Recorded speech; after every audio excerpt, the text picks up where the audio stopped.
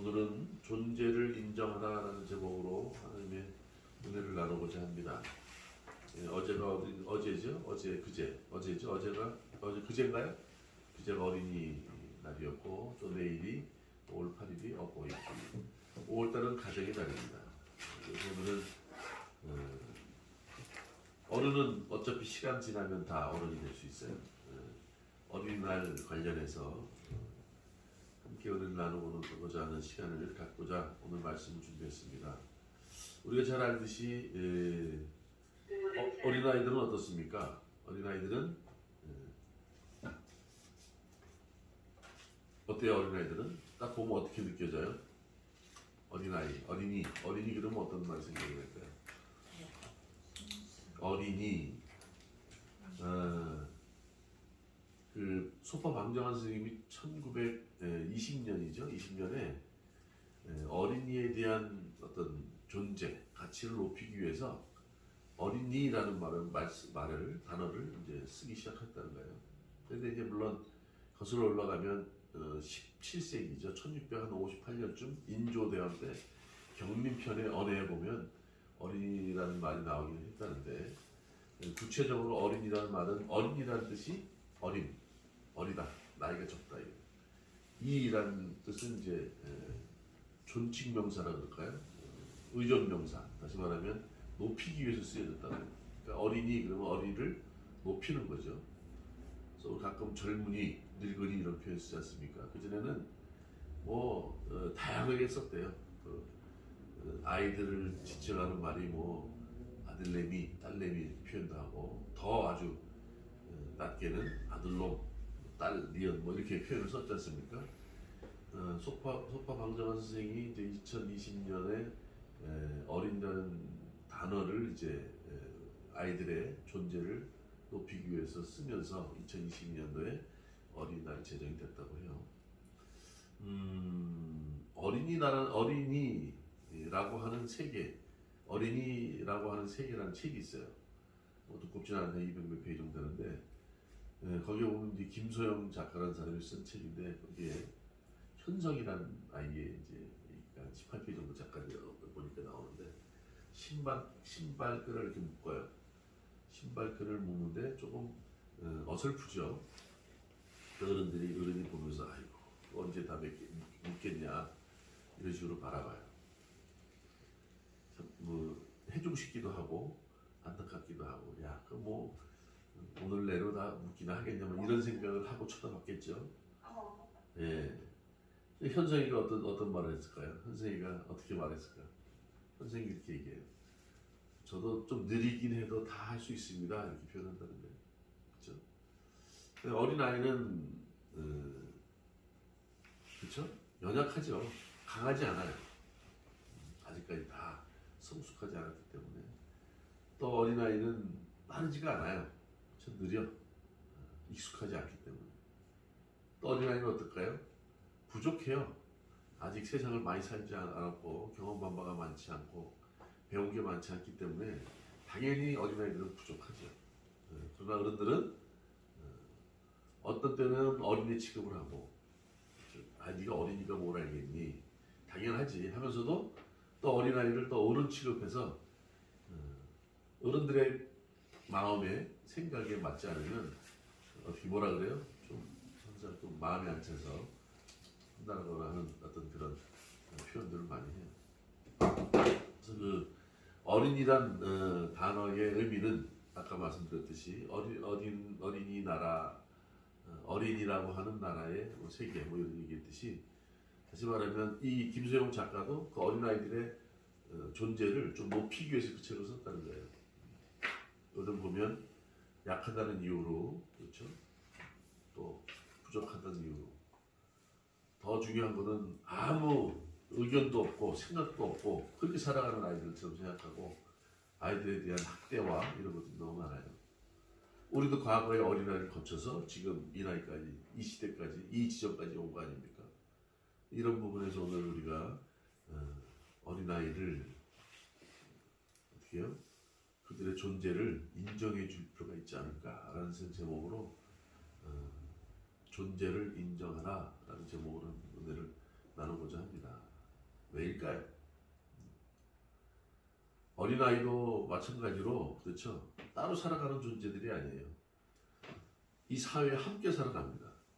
자, 인큐베이터에서 어린아이들을 성장시키고 키워서 사회에 딱 갖다 놓는 게 아니란 말이죠. 사회의 한 공간 내에서 함께 살아가는 존재예요. 네. 그래서 굉장히 중요해요. 그들이 어떻게 자라느냐, 그 사회를 통해, 그 공동체를 통해서 어떻게 자라나느냐에 따라서 우리의 미래가 결정되고, 그렇죠? 굉장히 중요한데 우리는 그런 사실을 간과하고 아이들에 대해서 너무, 그렇죠? 어리다는 취급, 또 너무 나약하다, 부족하다는 취급으로 무시하고 살아가지는 않을까.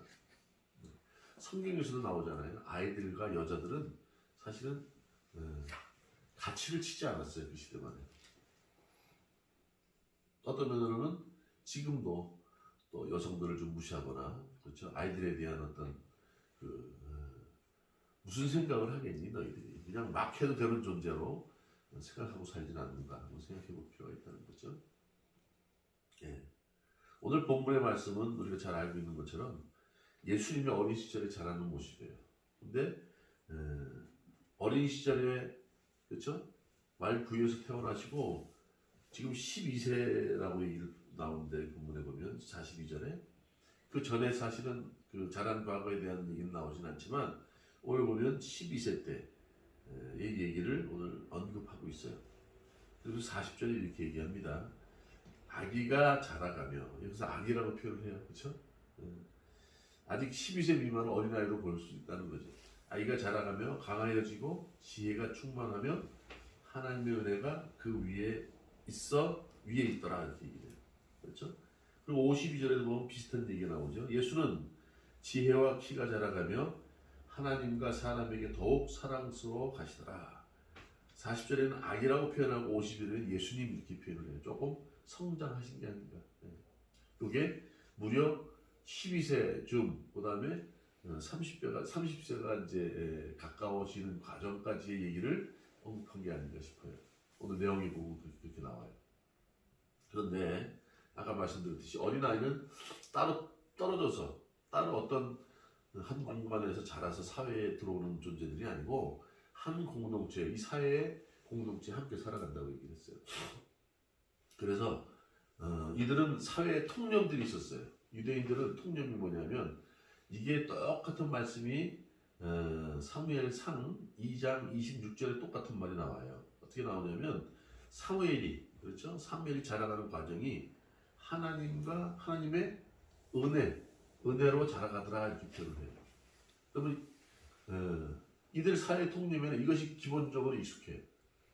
구약의 사무엘상에 대한 나온 그 사무엘에 대한 그런 용어들이 또 자라는 과정들에 대한 말씀이 굉장히 보편타당하게 통념화되어 있기 때문에 오늘 예수님의 자라는 모습에 대해서 어색함을 갖지 않아요. 그렇죠? 똑같이 여기서 하나님의 은혜로 자라가더라 사무엘상에 나온 것처럼 여기는 하나님의 은혜라고 표현하지만 뒤에 또 사랑스러워하다, 그렇죠? 52절에는 사랑스러워 가시더라 이렇게 얘기를 하잖아요. 이게 똑같은 카리스예요. 카리스. 은혜, 사랑스러워 가시더라. 그러니까 그들은 유대인들 그 구약에 나온 사무엘이 어떤 존재입니까? 사무엘은 마지막 사사이기도 하면서, 그렇죠? 한나의 그 고통과 안타까움 가운데 주님 앞에 기도함으로, 그렇죠? 기도함으로 얻게 된 아들 아닙니까? 근데 그때 시기만 해도 어떤 시기예요?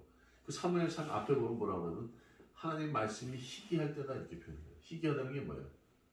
말씀이 거의 끊겼어. 말씀을 듣고자 하지 않아요. 그런 이스라엘 자체의 어떤 그 영적인 것이 굉장히 무뎌진 상황을 표현해요. 그런데 한나의 남편이 누구로 나오죠? 엘가나. 근데 부인이 둘이 있었대. 누구랑 누구? 분인나와 한나. 역대기에 보면 말이죠. 엘가나라는 사람은 어떤 집안이냐면 레위 집안이고 제사장 집안이에요. 그리고 찬양을 했다는 찬양대원이었던지 아니면 찬양을 리드했던 사람이네. 그런데 부인이 몇 명이에요? 2명이야. 레인이고 제사장인데 뭔가 잘못됐죠. 그러니 한나는 그런 가정 내에서 어떻게 해요? 한나의 주님 앞에 독대함으로 간절히 기도함으로 통해 자복함으로 사무엘을 얻게 된다. 그걸 통해서 이스라엘의 그 상황, 분명히 말씀드렸듯이 말씀이 희귀한 시대에 사무엘 선지자를 통해서 막 기도할 때 온 백성들이 다 회개하는 역사가 있나요? 그렇죠? 이거 우리가 잘 생각해야 돼요. 이미 희망이 없는 이스라엘 그 시대에 사무엘이라는 어린 선지자를 통해서 요세푸스의 책에 보면 말이죠. 유대 고대사라는 것 5권에 보면 여기 제가 적어봤어요. 5권 10장 4절에 그렇게 나와요. 사무엘은 12살부터 선지자 활동을 했다는 거예요. 12살에. 이게 요세푸스라고 유대인이면서 역사학자가 쓴 책에 이렇게 나와요. 유대 고대사예요. 자, 오늘 이런 말씀으로 한번 보자는 거죠. 이들의 사회 통념 안에는 이 사무엘에 대해서 모르진 않아요. 그렇죠? 하나님 안에서 사랑스럽게 은혜롭게 자라더라, 성장하더라 이 얘기. 또 요세푸스가 얘기했듯이 사무엘 선지자는 12살부터 선지 활동을 시작했어요. 오늘 본문에 보세요. 아기가 자라며 강하여지고 지혜와 지혜가 충만하며 하나님의 은혜가 그 위에 있더라 라면서 41절에 그가 그의 부모가 해마다 6월절이 되면 예루살렘으로 가더니 이때가 몇 살이라고요? 42절 시작. 예수께서 12살 되었을 때에 그들이 이 절기의 관례를 따라 올라갔다가 예수님 12살이죠. 그렇죠? 예수님도 마찬가지로 12살쯤 사역이 시작이 되었지 않았을 것입니다. 6월절은 어떤 날입니까? 이스라엘 백성들이 430년 동안 애굽의 노예 생활을 할 때 그렇죠. 울부짖음으로 신음함으로 기도하는 모습을 여호와 하나님께서 들으시고 보시고 그들의 고통을 덜어주기 위해서 말씀하십니다. 너희들의 문 설주 임방에 어린 양의 피를 바르면 너희들을 그것으로부터 구원하겠다. 그게 6월절이에요. 그때 어린 양의 피, 이게 얼마나 중요해요. 그 날을 기념하는 날이에요. 네? 그렇죠? 그런데 예루살렘에 모두 가는 관례들이 있어요.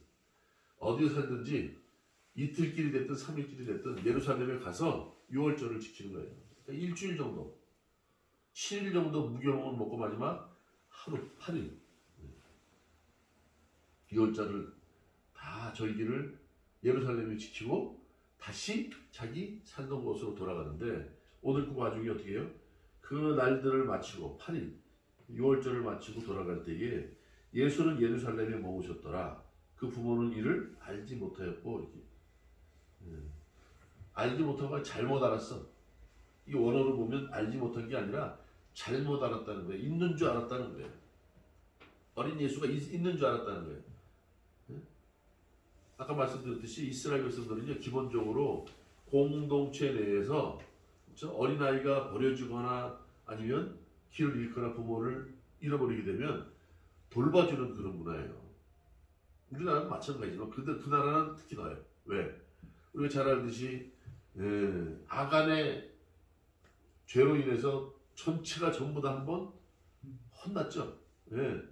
아간이 몰래 전쟁에서 얻어진 노예물을 몰래 숨겼단 말이에요. 다 아말렉 전투에서 얻어진 것들은 다 진멸하라 그랬는데 좋은 걸 몰래 빼서 자기 장막 속에 숨겼단 말이에요. 그로 인해서 아골골짝 그냥 완전히 전부 다. 그래서 아간의 장막의 죄 이런 걸 그런 것 때문에 공동체가 그 정도로 중요한 거예요. 한 사람이 잘못하면 그 공동체 연대책임으로 모두가 문제가 될 수 있기 때문에 그렇죠? 우리가 항상 생각하는 거예요. 사회에 배고픈 자가 많이 있고 사회에 버려진 자가 많이 있다. 이건 우리 책임이라는 거예요. 우리가 돌봐야 된다는 거예요. 이스라엘 백성들은 그런 공동체 문화가 있었단 말이에요. 그래서 그냥 6월절 마치고 올라가면 다 함께 있으려니 생각했는데 옆에 있는 줄 알았어. 잘못 아는 거지. 없는데 있는 걸로 잘못 알았어. 그러니까 없어요. 야, 이제 뭐 생각해보세요. 하루길을 올라왔는데 이제 뭐 간이 축 떨어진 것 같지 않겠어요? 하다가 애를 잊어버렸으니 그것도 하루길이라 했는데 중간에서 잃어버렸는지 아니면 예루살렘부터 없어졌는지 생각하면 하루길을 애가 울고 서 있는다고 생각해보세요. 12살이면 희연이보다 뭐 1살, 2살 어린 거 아니에요? 다시 하루길을 내려갑니다. 오늘 44절에 동행 중에 있는 줄을 생각하고 하루길을 간 후에 친족과 아는 사람 중에서 찾아요. 그러니까 찾는데 어디서 찾냐? 또 내려가다 보니까 또 사람들을 만날 거 아닙니까? 또 그 지역에 또 아는 사람들이 있겠죠. 혹시 우리 예수 못 봤냐? 아니 못 봤냐? 그렇게 얘기할 거 아니에요. 그런데 결국 못 찾았어.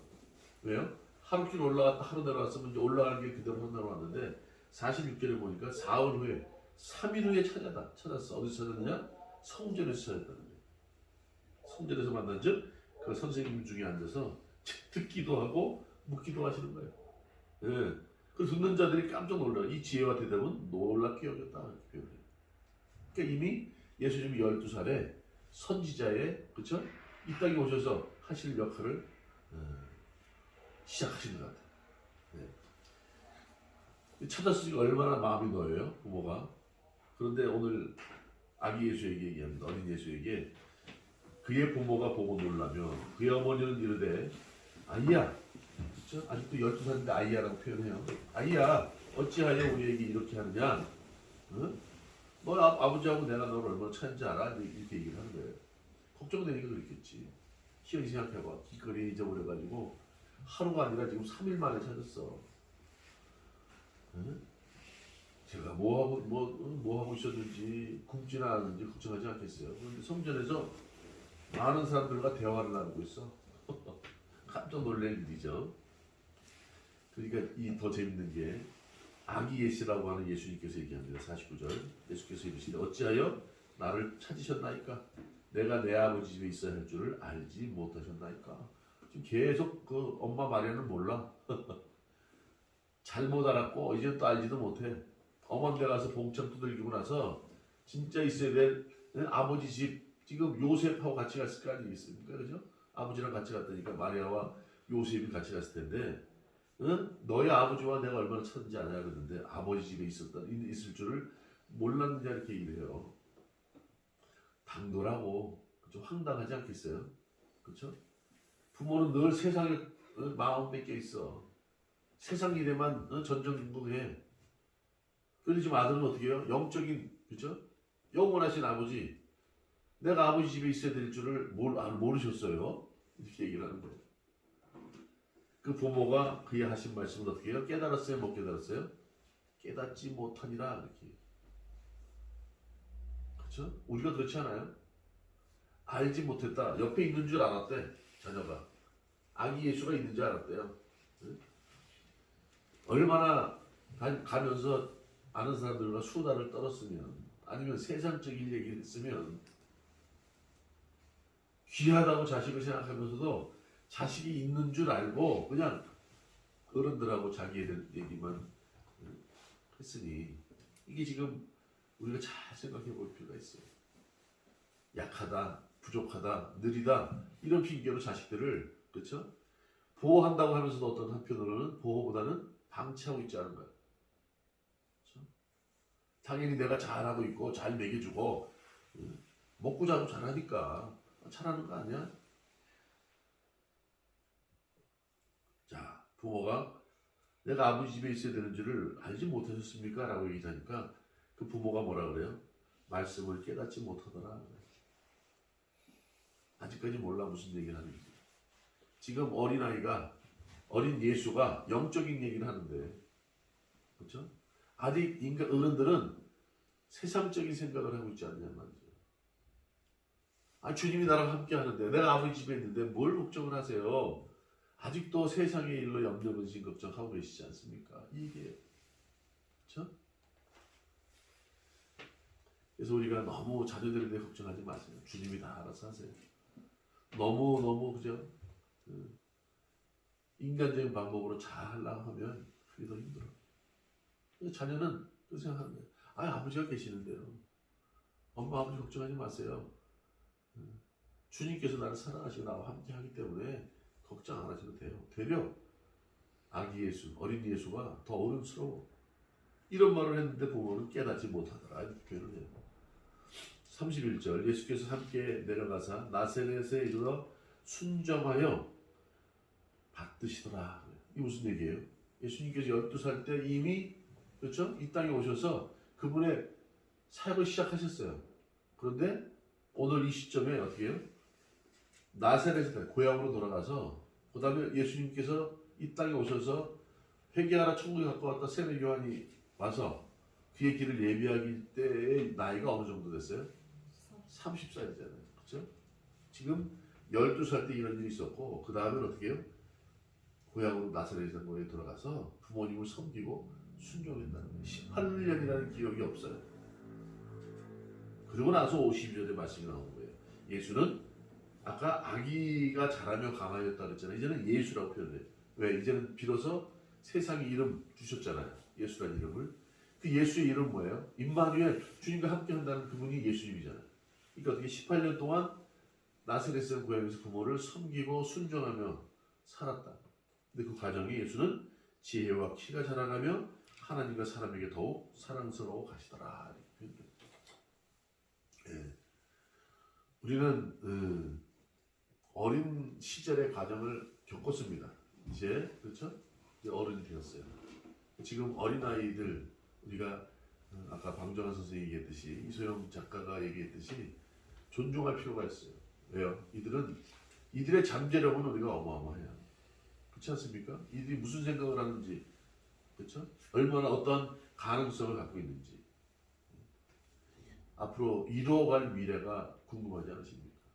그런 자녀를 키워야 될 필요가 있다는 거예요. 그래서 우리가 제일 첫 번째 우리가 존재를 인정하라.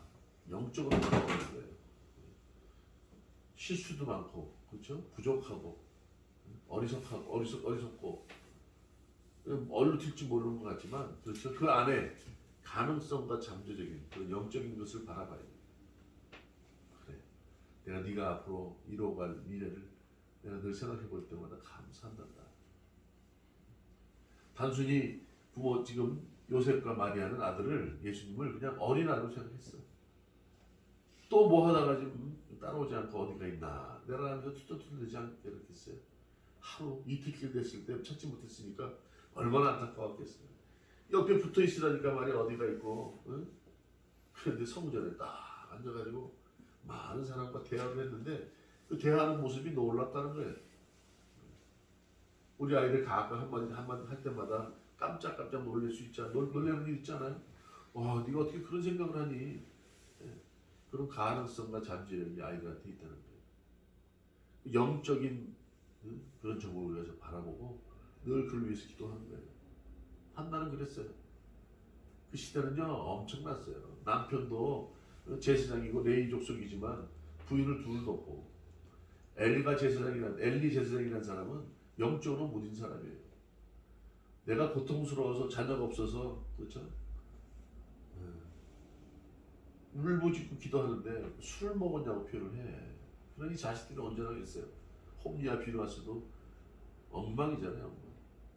이스라엘 전체 백성들의 어떤 영적인 어떤 믿음이 그 정도밖에 안 됐으니까. 오늘 우리는 예수님께서 잘하신 것처럼 어린아이가 그런 얘기 하잖아요.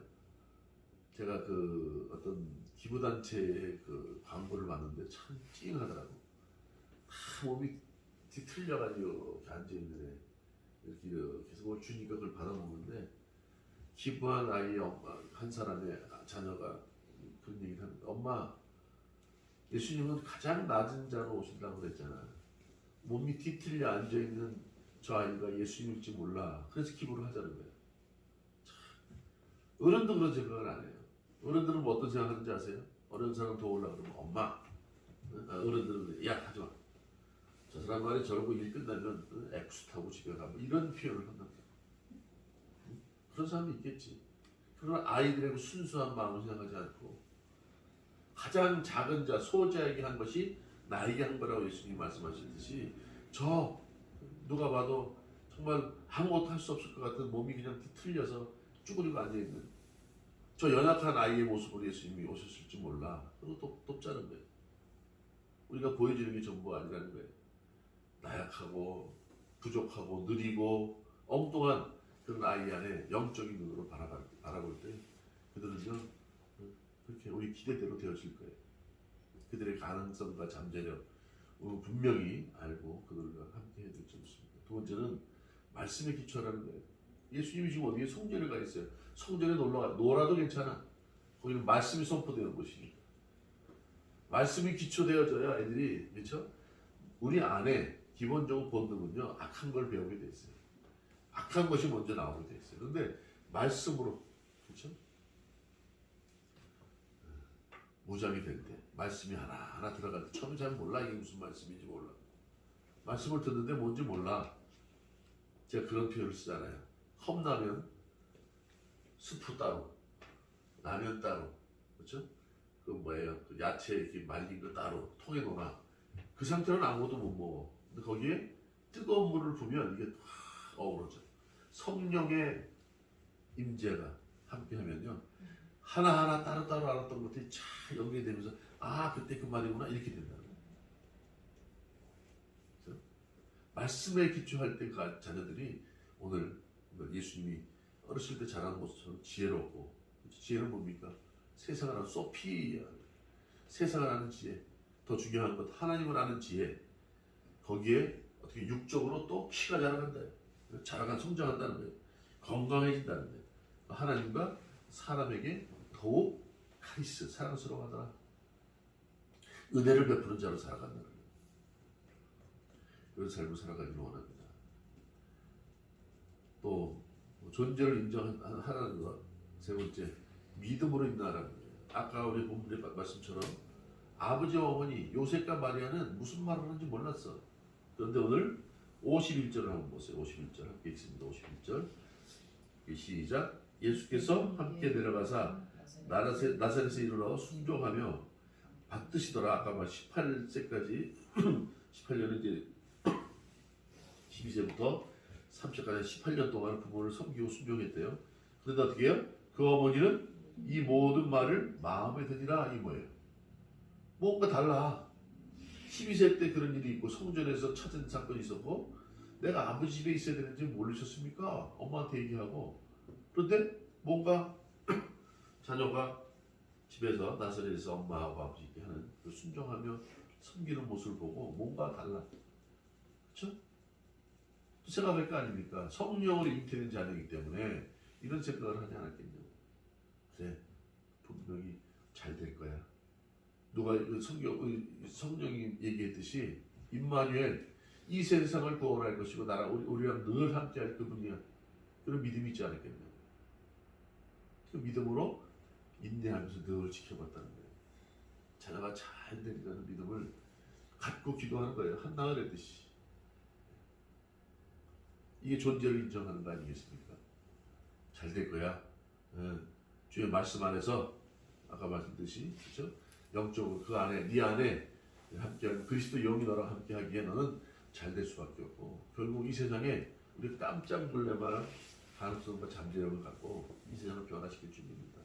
내 가정뿐만 아니라 그렇죠? 이 세상 그 믿음으로 인내하는 기다립니다. 이게 그 자녀의 존재를 인정하는 믿음인 줄 믿습니다. 이렇게 살아가기 원해요. 네. 우리가 할 수 있는 게 뭐겠어요? 자녀들이 잘 돼서 이 공동체가 그 자녀들로 인해서 변화될 때 진정한 사랑이 넘치고 소망이 넘치는 사회와 시대가 되어가지 않겠습니까? 그런 삶을 살아가는 자녀를 믿고 인정하며 존재를 인정하는 삶을 살아가는 저와 여러분 되시길 원합니다. 이것이 가정에 대한 또 자녀에게 대하는 부모들의